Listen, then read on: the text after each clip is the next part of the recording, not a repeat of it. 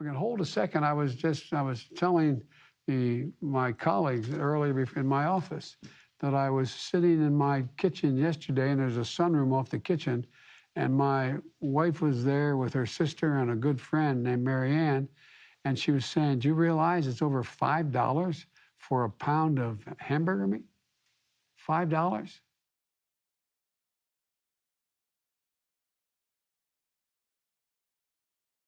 Secretary Vilsack. Tom, the floor is yours. Mr. President, thank you very much. And certainly as I traveled around the country, I've heard sad stories of farmers and farm families who've had to leave this business because of a lack of competition. Your executive order on competition challenged us at USDA to take immediate action and to develop a set of tools to expand processing capacity, increase competition, improve farm income, and create good-paying jobs in rural America. And we went to work. And because of your American Rescue Plan, we have the resources to be able to do meaningful work, committing over $1 billion, broken down as follows. $100 million is going to be utilized to reduce the cost of inspections for existing small and very small processing facilities. This is going to help us maintain the capacity we have. $32 million in grants were awarded to 167 existing facilities to modernize their operations, to allow them to expand their opportunities beyond the state border, to engage in interstate commerce. This is going to expand market opportunity and income opportunities for these processors. $100 million in available loan guarantees to address the middle-level supply chain challenges that this industry faces, from cold storage, warehousing, and also allowing these facilities to expand their operations as well. We believe this $100 million will leverage nearly $1 billion of investment.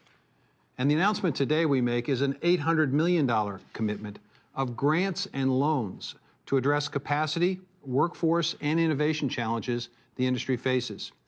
We're going to make available, Mr. President, $375 million in grants for expanded facilities and new construction of new facilities. Now, we want to get to work right away because farmers have been waiting a long time for this help. So $150 million of this resource is going to be made available under a request for proposal that we'll file this spring. These resources will be made available to projects that are just about ready to get going, but just need a little bit of help to accelerate the implementation plan. So this $150 million, we believe, will help to sponsor at least 15 new projects that will complement, expand along the 50 facilities that you mentioned earlier that the major 4 companies currently have. So it's a significant step forward.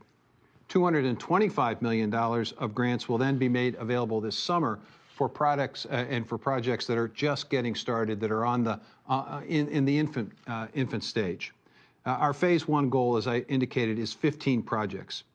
Additional $275 million, Mr. President, is going to be provided to our lending partners to create more affordable loans and financing available for facilities that are being built.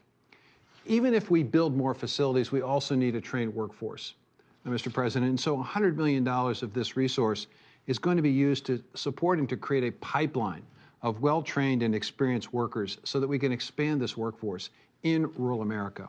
These will be good-paying jobs that will support families and also support farm families, Mr. President. And then $50 million of it is going to be utilized for technical assistance and research. We're going to need a lot of innovation in this industry.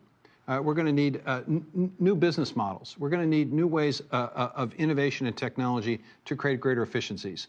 And small and mid-sized facilities need to have the opportunity to have this innovation as opposed to the big 4. Now, as you indicated, it's not just about money. It's also about rules and regulations. And we are strengthening our packers and stockyards enforcement effort by leveling the playing field for producers and processors. And we're also working on a voluntary label program called Product of the USA to allow consumers to know exactly where their resources, their consuming dollar is being spent. We think this is going to better inform consumers in making choices. And we're looking forward to the creative partnership that we have with the Department of Justice, a strong working relationship in terms of enforcement. Mr. President, what this really is all about at the end of the day is improving farm income. It's about creating good-paying jobs in rural America that are so necessary. It's about giving the consumers choice and a break at the grocery store. And it's exciting work. And we at USDA are really engaged in this and involved in working with our farm partners, as I suspect you'll hear today. There are stories of woe out there, but we are committed to making a difference. And we're looking forward to working with Attorney General Garland and his great team at Department of Justice in terms of antitrust enforcement. So I'll turn it over. Have you noticed that as everything around you seems to decline, one thing still grows? It is the power of your rulers. None of their plans and directives have solved your problems or made your life better. The only result has been their increased control over you at the cost of your freedom. Do you know why? You gave them the power.